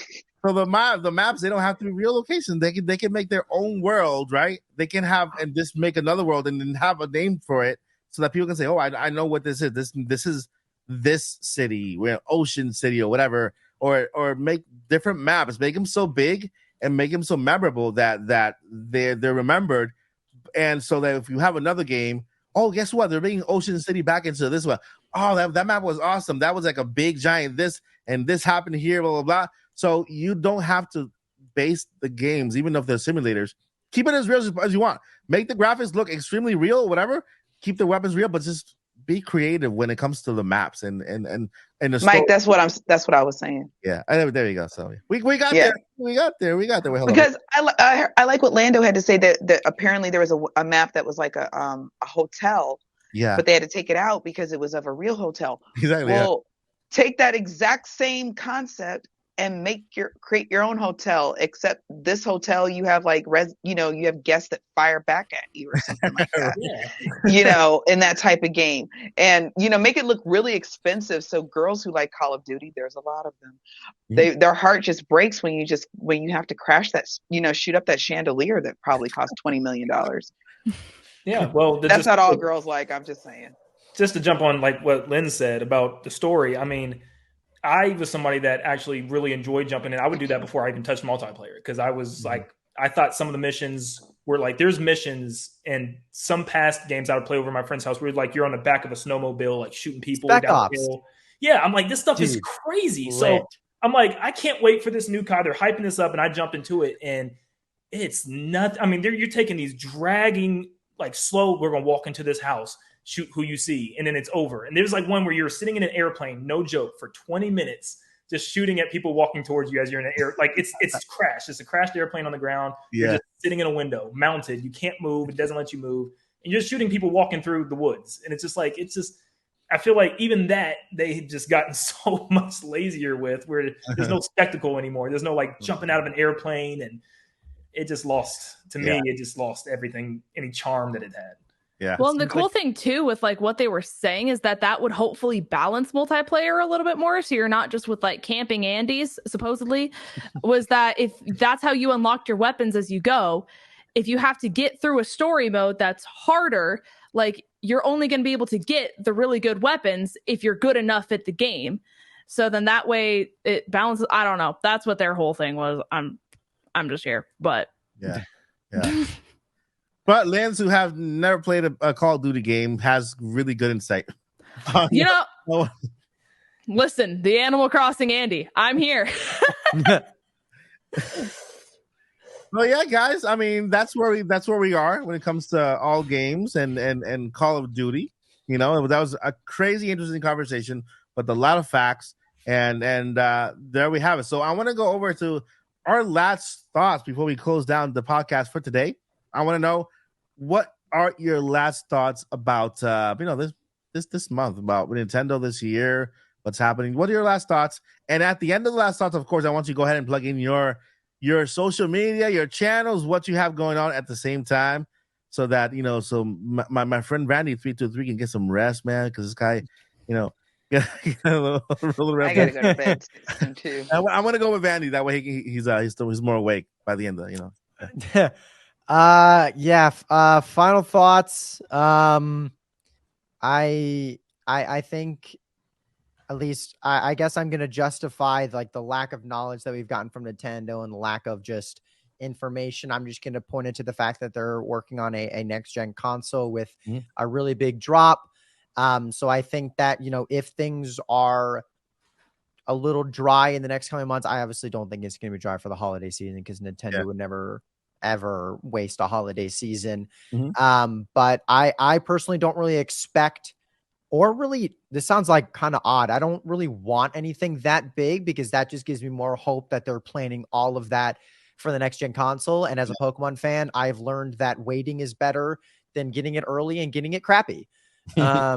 So that's kind of the mindset that I have with Nintendo is that, we're still going to get some banger games. We're probably going to get some side games. We're probably going to get some games that we never really, that we didn't really see coming.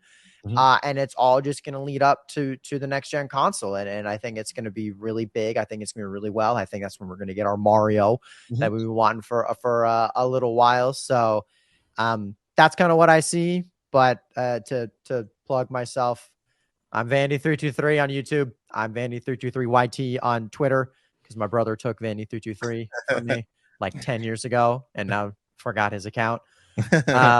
But yeah, follow me. I do Pokemon stuff and I'm, I guess, creative and it's fun and I'm loud. Yay! Yippee! All right, Lance, take it off. Take it over. Do you say Linz or Landon? Lind. Okay, cool. Sorry.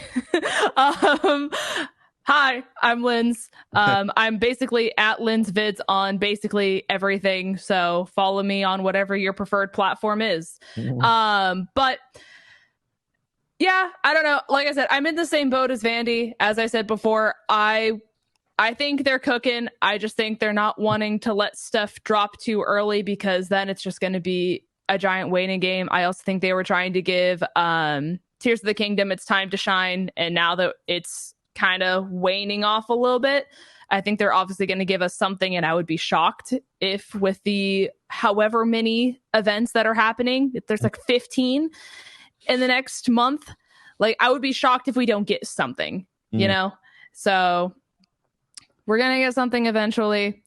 As I said, I'm cool waiting. It's going to make our job here a lot more difficult, but I would much rather come back here with happy news with you guys than have all of us come out here and be like, we got this game, but you can tell they rushed it. So that kind of sucked. If you do this glitch, you can exploit. That was found out. That was probably not recommended by anyone. So, like I'm cool waiting for that factor, but yeah, I'm just kind of excited to see what happens over these events. That's awesome. Awesome. Landon, take it over. Well, you can obviously check me out, Nintendo Land, on YouTube or Twitter, where I'm just going to talk about whatever Nintendo's giving me at that time and still speculating Mario, but just pretty much on the same vibe as Vandy. I think it is about to enter that transition period where, Nintendo's just got stuff. We heard they're sitting on games. We heard they're preparing stuff. And I think they just prepare, obviously, far in advance. I think, Mario Kart DLC is an example of them. They paved that for 2 years. Like, they knew they're going to need something to just keep on going, carry the Switch out until the very end. And I do think around next year, we're going to hear something and it's going to, just all pour out. But the more I do this, and I learned that there's a difference between being a Nintendo fan and then a content creator, because there's times like this, you're like, as a fan, I'm good. I got Tears of the Kingdom. I got Pikmin. Like, I'm okay. But then there's just also like, what am I going to talk about? I want to talk about Mario. I want to talk about Donkey Kong. I want to talk about the next game. So it's like a little bit in between. So, but I'm optimistic. There is going to be for sure something at the end of this year. I just don't know what it is yet. It's time for them to start talking about soon. Just stuff. We don't know Pikmin, anything. So we've got one trailer plus like avatar creator thing. I'm sure they got to talk about that. So I think shortly we should be getting some stuff. Yeah. Interesting. And Joycey J. Hi, I'm Joycey. Let's see here. Kind of already went through my final thoughts, but you didn't plug yourself in though. I'm DJ Joycey on Twitter. I don't do nothing else. I'm an insurance agent. So yeah, we could talk about general liability. Seriously. I'm just kind of like a lot of you guys, I'm kind of on the same wavelength. I'm as a Nintendo fan, I'm very, very, very happy. Mm-hmm. There are games I haven't finished. There's games I haven't even picked up yet. They're sitting there, they're waiting, but I haven't even picked up yet. Graphics, I'm not crazy about. I just don't like a whole lot of frame drops because I don't want my game to stop in the moment. You know what I mean? Mm-hmm. So I'm cool with a lot of third parties that I have as well. So I'm a very, very, very happy camper.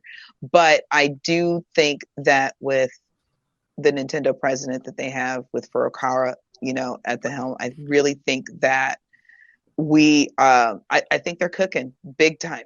It's a big, restaurant cooking in the back kitchen, and it's all hot and steamy back there, and they're chopping onions and whatnot. And I really think we're in for something big. I think Tears of the Kingdom was the real big swan song. Yep. Pikmin 4 is coming up on Switch because they said it was. Yeah. I don't even think it was meant for Switch. And personally, I think it was going to be pushed to next hardware. But we do know that they're sitting on games. Mm-hmm. There are little birdies out there that are saying that Samus has been ready to go. Yeah. For a while now. But so we will see. But I can definitely see ports, Twitter drops, third party all summer. September they hit us hard with here's what's going on for holiday and early next year. And then either late this year or very, very early next year, they're like, oh, by the way, all those pretty games we just showed you, bam, here's your new hardware. That's kind of how I see them going. But Nintendo unpredictable. We'll probably get a tweet tomorrow talking about Switch 2 out now. Yep. That's Nintendo. And you can find me here on Nintendo. This Nintendo website. This Nintendo website. Yeah, big shot. Mike Odyssey. You can find me at Mike Odyssey here on YouTube. MikeOdyssey.com if you want to know more videos, merch stuff. Mike Odyssey YT on Twitter and on Instagram. My final thoughts of Nintendo. I am going to go on a limb here and say that to me that 1-2 switch everybody thing feels to me like the first game of a console rather than the end of a console. Why would they just give us that 1-2 everybody switch at the end, just right there? If it's not a dual gen game where that everybody can enjoy at the same time. So I'm gonna say this: something's happening within the next month or two. Has to do with Nintendo Switch 2 or whatever they call it, and we might see it this holiday season, right? All backwards compatibility will be a thing, right? With all current gen games and future games, but future games, I would say for the first 6 months will be dual console games, and then moving on forward, just exclusive Nintendo, whatever they call the next gen game thing is. And that's how I see it right now, because there's so much uncertainty, so much air out there, so empty space, that I feel like Nintendo's just doing this because something big is coming, and I'm optimistic that way. I've been wrong a lot of times, many times. I've worn Donkey Kong costumes because I'm wrong. I think I have a bet, right? That what I'm dressing up as now? Yoshi, is it? Yoshi. I think it was Yoshi, but I forgot the reason why though. I think if the Switch 2 doesn't come out this year, we said we were gonna wear like a onesie together. Yeah, so I have to order my Yoshi onesie and get in. You don't know that because I know I'm gonna lose. I'm gonna. I think Mike just wants to wear a Yoshi onesie. I'm totally down. You know what? I really do. I just do. I just love my onesies. Anyway, I understand. They're comfortable. Anyway, all right, guys, that is the podcast. Thank you so much for watching. You guys have been amazing. I hope you guys enjoyed this episode. We have one more episode just like this before we go live. So make sure to share, like, subscribe, and subscribe to all our amazing podcasts here on Crew. We got Landon and Nintendo YT, Nintendo with the 10. Remember Nintendo?